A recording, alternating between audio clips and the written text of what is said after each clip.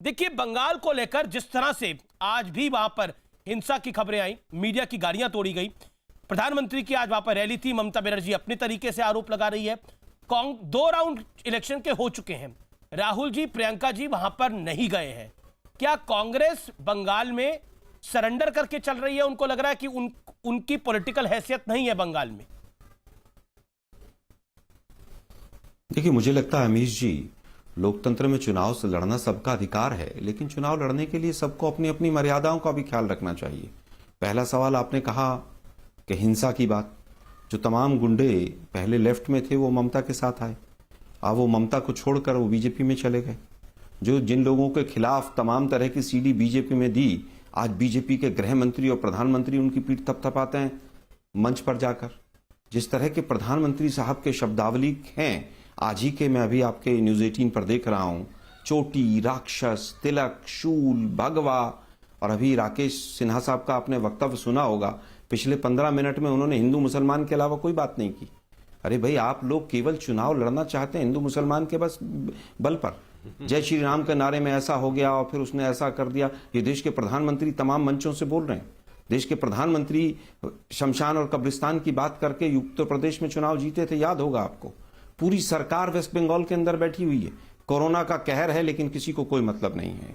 90% TV channels केवल बंगाल में चुनाव लड़वा रहे हैं, बाकी कहीं चुनाव नहीं है हिंदुस्तान में। बाकी असम भी कवर हो रहा है, लेकिन मेरा सवाल जो था, राहुल जी और प्रियंका जी क्या बंगाल नहीं जा रहे? उनके लिए बंगाल महत्वपूर्ण नहीं है? उसके भी उत्तर पर आऊंगा अमीश जी, मैं उस प्रश्न पे भी आऊंगा। लेकिन राकेश सिन्हा साहब तो प्रोफेसर हैं, बताएं जरा कितनी सेंट्रल यूनिवर्सिटी वहां पर खोली गई है? वो 100 स्मार्ट सिटी थी, बंगाल को कितने हिस्से मिले हैं उसमें से? आप तो आए थे, बहुत हुई महंगाई की मार अब की बार उनकी सरकार। मोदी जी ने कहा था कि वोट डालने जाएं तो वो सिलेंडर को नमस्कार करके जाइएगा भाइयों बहनों मित्रों। तो वो सिलेंडर कहां है जिसको नमस्कार करके जाया जाए? बहुत हुआ महिलाओं पर अत्याचार, स्मिता जी बैठी हैं, उत्तर प्रदेश का क्या हाल है, या जहां पर इनके राज्य हैं वहां पर क्या हाल है? भाई, काला धन तो आ ही गया होगा बंगाल में, सबको 15-15 लाख रुपए मिल ही गए होंगे।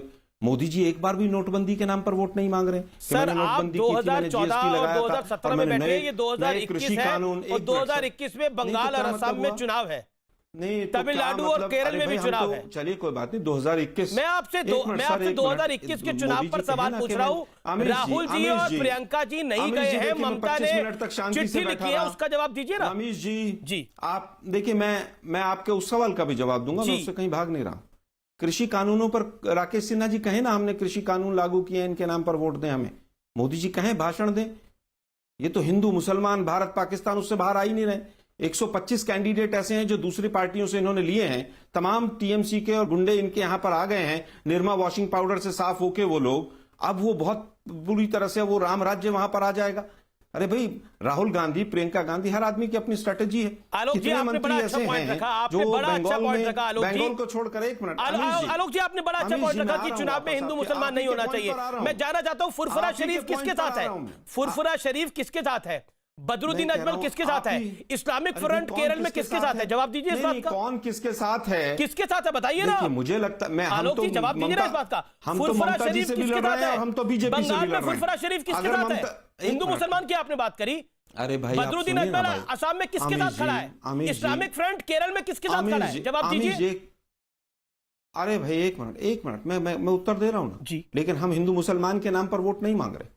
मैंने पूरे डिबेट के अंदर एक बार भी हिंदू मुसलमान का नाम नहीं लिया कि मुसलमान यहाँ हैं, हिंदू मुसलमान वहां पर हैं, वहां पर इस्लामीकरण हो गया। ये इनकी आदत है। केरल में मोदी जी गए थे 2015 में, याद होगा 16 में, कि केरल की तुलना सोमालिया से हुई थी। उसके बाद क्या हुआ? जम्मू कश्मीर का चुनाव आया, वहां पर इस्लामीकरण कर दिया है। Rakesh Sinha, quick rebuttal, Rakesh Sinha, then Smita Prakash. देखिए, बड़ा बहुत दुर्भाग्य की स्थिति है, बहुत दुर्भाग्य की स्थिति है कि राहुल गांधी ने असम में जाकर कहा कि बदरुद्दीन असम की अस्मिता के प्रतीक है। शंकर देव तो गायब हो गए। ने असम की अस्मिता जो शंकर देव से जुड़ी हुई है, वह राहुल गांधी को याद नहीं है। बदरुद्दीन, जिसके एनजीओ पर अभी केस हुआ है, कि एलआरओ नाम की संस्था ने केस किया है और जिसके आरटीआई में सारी बातें मिली है, उन पर अभी केस चल रहा है। लाखों डॉलर पैसा बाहर से आया, इलीगल आया, जिसका कोई हिसाब नहीं है।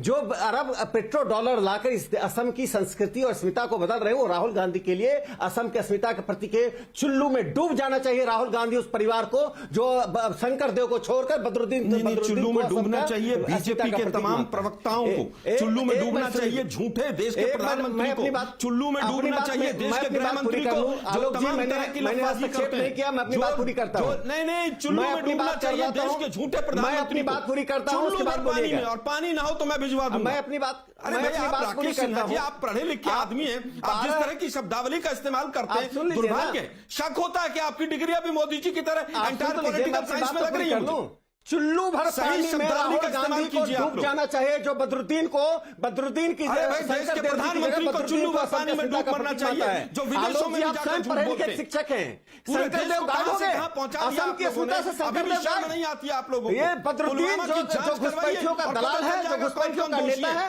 जो देश को तोड़ना चाहता है, वो असम की अस्मिता का प्रतीक हो गया है। राफेल, पुलवामा, नोटबंदी। स्मिता, क्या इस चुनाव में राफेल मुद्दा है, पुलवामा मुद्दा है, नोटबंदी मुद्दा है? मुद्दा क्या है? किसान आंदोलन, जो किसानों का आंदोलन है, वो तो वहां पे प्रचार कर ही रहा है बीजेपी के खिलाफ। राकेश टिकैत तो वहां पे मौजूद है ही। चुनाव के मुद्दे क्या है? असम हो या फिर बंगाल हो? बोलिए। जब what happens is कि ये सारे चुनाव के जो मुद्दे जो आप कह रहे हैं, ये सब पहले होते हैं, लेकिन जैसे ही चुनाव नजदीक आता है, फिर इमोशनल इश्यूज ऊपर आ जाते हैं। जैसे कि आज टीएमसी के जो प्रवक्ता है, वो शूल और शियोली फ्लावर, शियोली जो है वो फूल होता है, शूल जो वो कांटा होता है, इन दोनों में फर्क नहीं पहचान सके। खैर, रहने दीजिए। ममता जी ने आज जो कहा वो इंपॉर्टेंट है अमीश। मैं सिर्फ ये कहना चाहती हूँ, क्योंकि उन्होंने सेंट्रल फोर्सेस से लेकर होम मिनिस्टर को आड़े हाथ लिया है। उन्होंने खत लिखा है और आज भी कहा कि लोकतंत्र में जो है वो खतरे में है। उन्होंने कहा, उन्होंने चिट्ठी में भी कहा और आज ये भी कहा, उन्होंने सेंट्रल फोर्सेस को आड़े हाथ लिया, which is a very terrifying thing to say कि सेंट्रल फोर्सेस जो है, वो होम मिनिस्टर जो है वो पॉलिटिकल आदमी है और वो पॉलिटिकल डायरेक्टिव पे काम कर रहे हैं। This is a very serious allegation. और उन्होंने ईसी के बारे में भी कहा। तो जब आप सारे पिलर्स ऑफ डेमोक्रेसी को आप अटैक कर रहे हैं, तो it is a very dangerous thing to do. और उन्होंने अपनी चिट्ठी में भी लिखा, अगर आप देखेंगे, और उस चिट्ठी का कोई रिस्पॉन्स नहीं आया। सिर्फ स्पोक्समैन जो है वो साउंड बाइट दे रहे हैं, लेकिन ना तो सोनिया गांधी, ना उद्धव ठाकरे, ना अरविंद केजरीवाल, अखिलेश, तेजस्वी, किसी ने भी ना ममता की मदद की, ना कोई आया। पवार और फारूक अब्दुल्ला जो है वो बीमार है, लेकिन मेरा पॉइंट बड़ा स्ट्रेट है कि तेजस्वी वहां पर आके क्या मदद कर लेंगे? तेजस्वी वहां पर आके क्या मदद कर लेंगे? या ममता के पास, ममता बनर्जी भी अगर बिहार चले जाएंगी तो मदद क्या हो जाएगी? अखिलेश यादव क्या मदद कर लेंगे ममता बनर्जी के आके? ये ममता बनर्जी अखिलेश यादव की यूपी में मदद क्या कर सकती है? अगर देखा जाए तो थोड़ी मदद कोई कर रहा है तो इनडायरेक्टली कांग्रेस कर रही है वो मदद। जब राहुल जी और प्रियंका जी वहां गए नहीं, आदित्यनाथ चले जाते हैं। नहीं, दैट्स नॉट ट्रू। देखिए, ये मैं मानती हूं कि सोनिया गांधी ने ना तो जवाब दिया उस चिट्ठी का, ना राहुल प्रियंका गए अपनी ही पार्टी को कैंपेन करने के लिए। लेकिन जब ममता बनर्जी ये लिखती